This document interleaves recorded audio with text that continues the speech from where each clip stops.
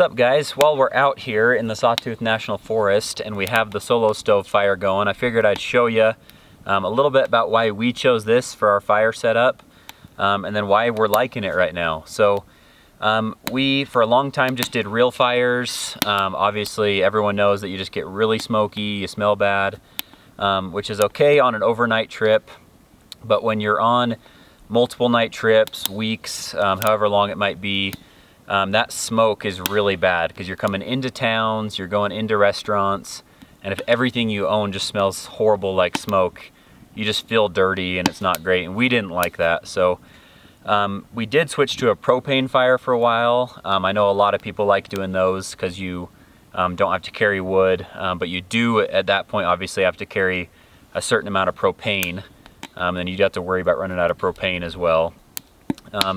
And we just like the aspect of having a real fire when we're camping.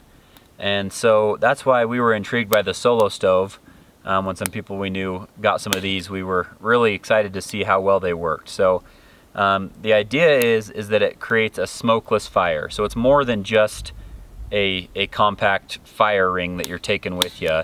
They come in multiple different sizes, and what it's doing is it's actually sucking air in through the bottom holes there, and then it's heating it up as it goes through two walls of insulation, and then there's holes on the inside of the fire that then burn off the smoke before it comes out the top.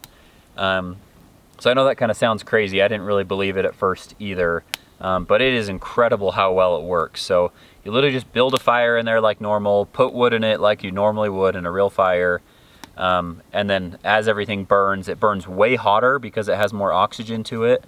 And then it's smokeless. So you rarely ever even smell just a little bit of residual smoke on your clothes and stuff afterwards, which means that you can go on big trips like this and go days at a time and not have that campfire smoke smell on you all the time and still have the benefit of having a real fire. So this solo stove model is their smallest one they make, and it's called the Ranger. We just wanted it because we're packing so much gear on these trips. We wanted the most compact thing that we could have. And for us, this has been a really good size.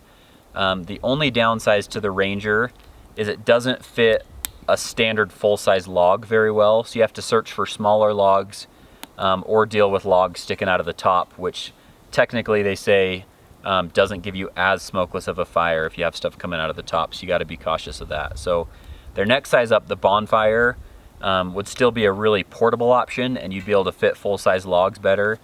So that also would be a great option if you were looking for something a little bit bigger that could go in your backyard and also on some trips.